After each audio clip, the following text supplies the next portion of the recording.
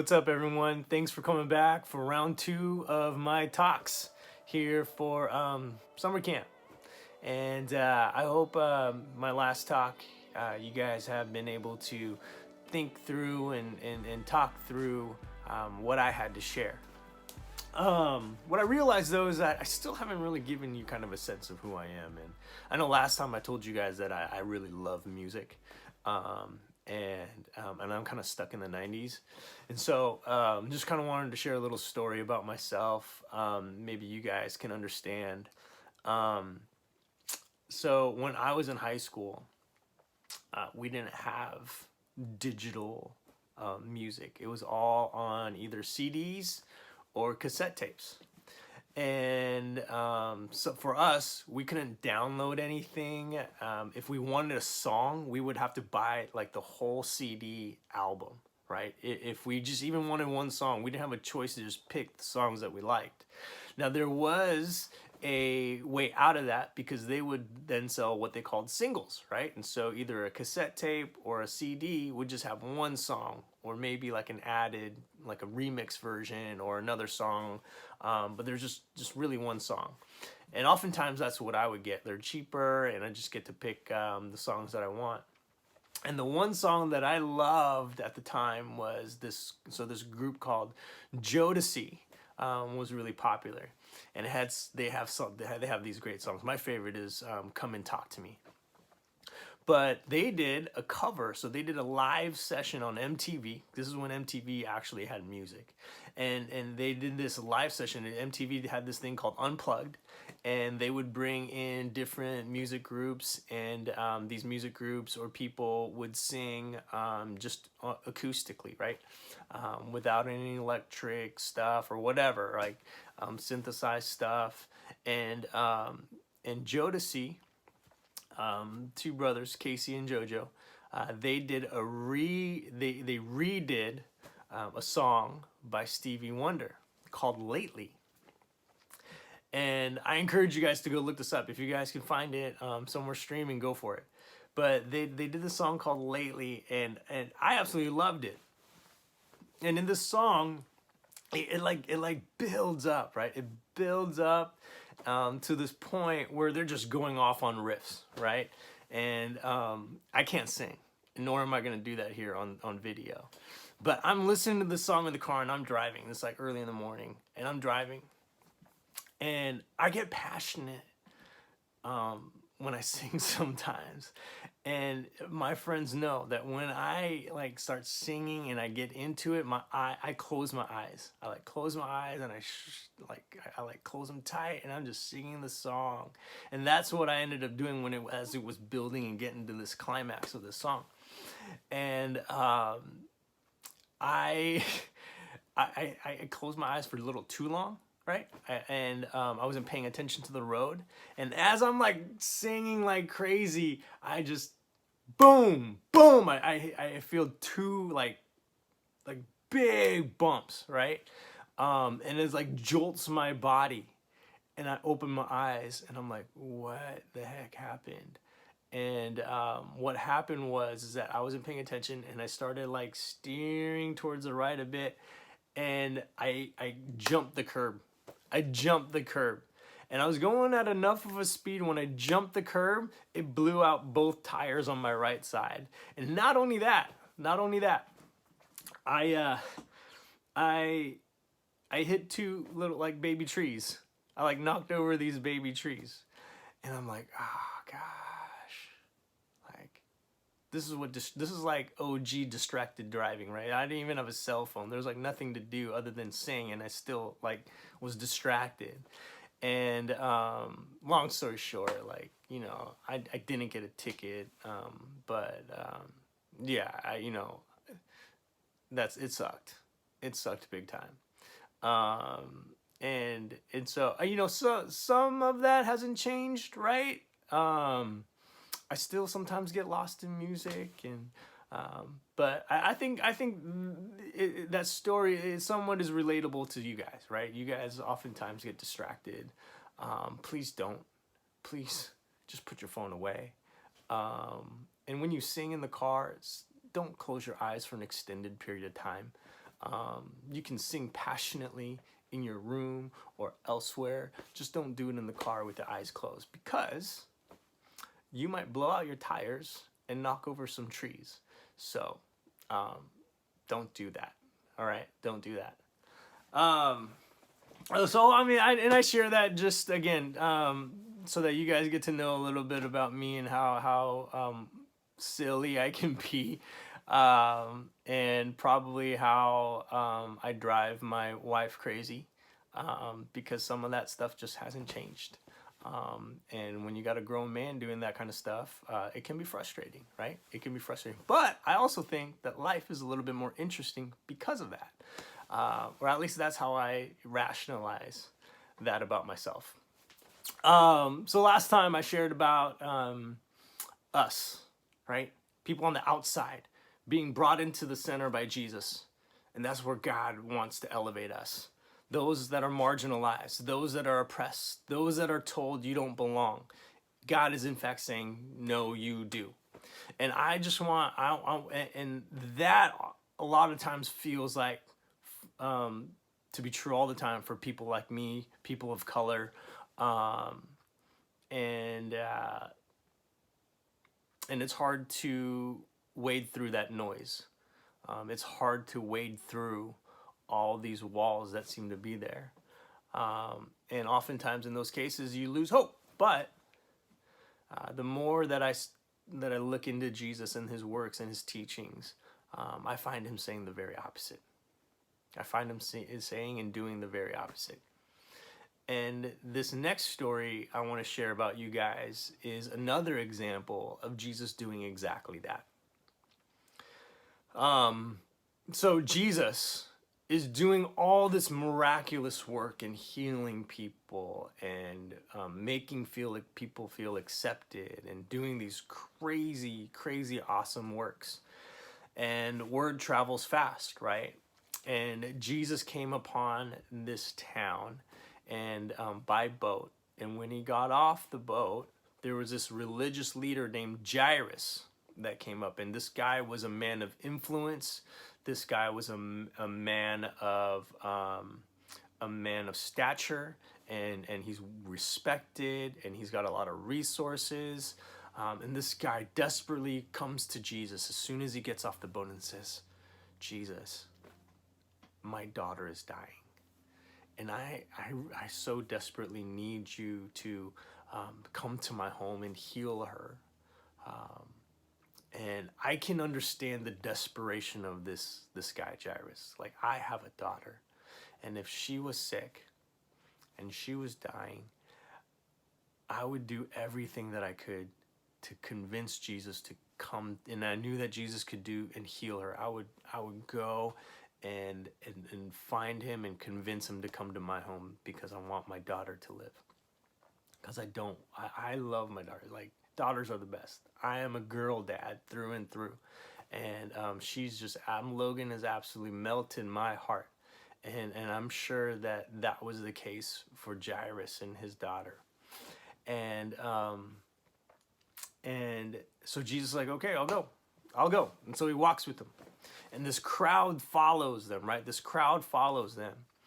And what happens along the way is in this story, they tell of this woman. This woman has been bleeding for 12 years. She's been hemorrhaging for 12 years.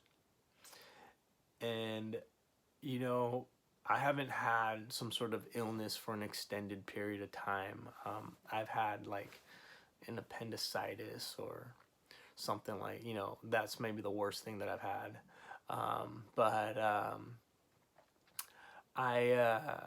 You know, or broken a bone, but I've had nothing that like has gone on for a while. And this woman has been suffering for 12 years, and she's gone to all the doctors that she can, and they can't help her, right? And she spent all the money that she has to get herself better, but she spent all of that. And as time goes on, she seems to be getting worse and worse. And so she is desperate. And when people are sick in this time of history, not so much unlike today, when people are sick, like they get pushed off to the side, right? Like something about them, there's something wrong with them. And if I associate with that, I too might get sick. Or she must have done a lot of bad things, or her family must have done a lot of bad things for her to be the way that she is. And we don't want to associate that. And this woman, again, spent all her money. She has no resources. And can you imagine just not only being sick, but probably going hungry, probably not having a home. And so she desperately just wants to be healed. She just wants to be well. She wants people to look at her, not out of disgust and not out of pity, but to see her for who she is, and that's a person, right? And I mentioned that we were all made in the image of God, and I think like the image of God, that people weren't able to see that. Like her light that I mentioned before too, it's dimmed quite significantly. And I think her world was full of darkness because of feeling alone and sick. And so for her, this was like her last ditch effort. She's like, I gotta try. I've heard about this Jesus guy, and I've just gotta try to, maybe if I can just even touch him. Maybe if I just touch, not just even him, but just his cloak. I just need to do something. And I think maybe I'm hoping that might even do the trick. And so she like fights through the crowd. And I imagine she's like, really what she's doing is like crawling through the crowd. Because of just her health, and she gets far enough to a point where Jesus is coming by, and as he walks by, she just extends her hand and she just touches him, and immediately it says that she felt that she got better instantly, that she got better right then and there. And Jesus then stops. In the middle of this big crowd, Jesus stops and he says, who touched me? Who touched me? And I just want to stop right there, because I'm sure in this moment, Jairus is like, and everybody else is like, what are you talking about? There's so many people actually literally touching you. What do you mean who touched you? Everybody's been touching you. Everybody wants a piece of you. But my daughter is dying at home right now, and you said you were going to come. And every second that passes by she gets closer to dying. So I need you to not waste any more time and just come along. Let's keep going. But Jesus was like, no, wait, somebody touched me. Who touched me? And this woman, and I think he did this on purpose because he knew who did. I think he knew who he did. And what he wanted to do in that moment, what Jesus wanted to do in that moment, is center this woman. For so long, for 12 years, she's probably gone unnoticed. Either she's gone unnoticed or she's been pushed out to the furthest out, right? She's been marginalized and oppressed. And she's been pushed out, and nobody pays any attention to her. Nobody. And here's this guy, Jairus, who everybody knows, who everybody probably pays attention to, a man of privilege, and he says, check your privilege. Just hold it. Hold it. I'm not saying I don't care about you, but just check your privilege for a moment, because this woman's been suffering for 12 years. And she's just gotten better. And I know that she can just move on, but I want to bring attention to her. I want everybody here to see her. I want everybody here to look at this woman. And I want them to see that this woman isn't somebody to be pushed out. This woman isn't somebody to neglect.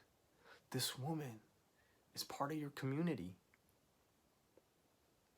This woman deserves all the respect that you, Jairus, receive. And for too long, she's gone without it. And so I believe that this is just another instance of Jesus saying, look, who you thought was out is actually in. And I love them dearly, and you should too. This isn't just about the woman. This is a call to everybody there. to say, open your eyes and recognize and look for the people on the outside, because we got to bring them into the center. We've got to hear their stories. We've got to listen to them. We've got to help them. And those in privilege, check it. I'm not saying that I'm not going to help you, because what we later find out is that as soon as that's all done, Jesus continues on to Jairus' home and heals his daughter, right? And in that middle of that daughter dies in the story. She dies. And I can only imagine, again, I said I'm a girl dad. I love my daughter. And I can only imagine Jairus being like, what? How, like, because of that, my daughter has now died. And I can't imagine the anger he might have felt. The sorrow that he had felt. But Jesus makes that better.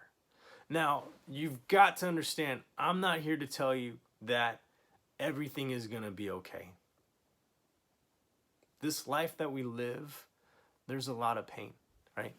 There's a lot of pain in that. And sometimes it's not going to go the way we want it to. And I don't know if that's God's plan. I don't know if God's plan is for us to feel pain and for us to suffer losses. I don't believe in that. Like, what kind of God, a loving God out there, would tell a mom who's just lost a child that was his plan to take away that child? That just seems crazy to me. That just doesn't feel right. It doesn't sit well. And I don't believe that, right? So I'm not here to tell you that all things are going to be well. What I do think, though, is that in this story, what God is trying to share with us through Jesus is, again, like life is gonna have its ups and downs, and there's gonna be some pain. But in all the workings of way life works and how society is, like, I just want you guys to partner with me in including those that are hurting. Be with those that are suffering, right? And those that are on the outside, let's bring them in on the inside, because their stories matter. They shouldn't be felt like they're not included. And because they're a part of my family too. I think that's what God is saying. And that's what Jesus is trying to communicate.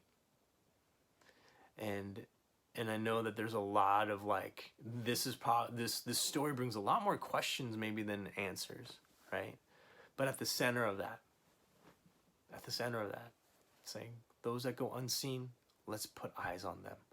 Those that go unnoticed, let's look at them. Let's acknowledge them. Let's listen to them. And sometimes it's going to be uncomfortable for some of us who haven't always experienced that. Where most of our lives we've had a lot of good stuff happen. When that happens, and then all of a sudden we get checked, and we have to put our life on hold, or things don't go our way, and then there's other people that need attention too, and then we kind of have to wait. That's uncomfortable. But I think that's what this story illustrates, is that sometimes we need to be made uncomfortable, especially those of us that have a lot of privilege, that have been given a lot in life, because there's others out there that have suffered an immense amount of loss too. But in all of that, you can see that Jesus doesn't abandon either. Jesus is right there with both.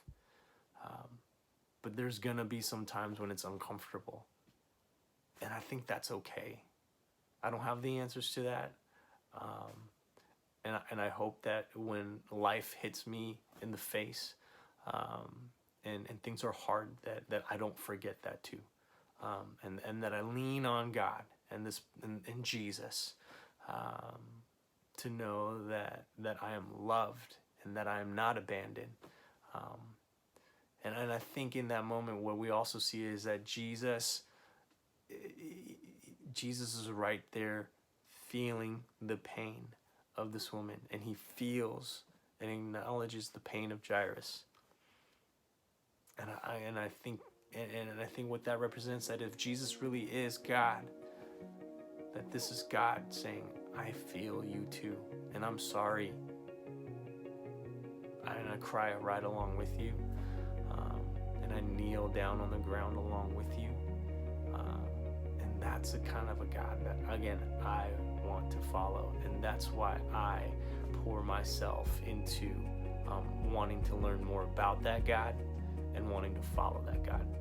And I hope that you guys also do it too.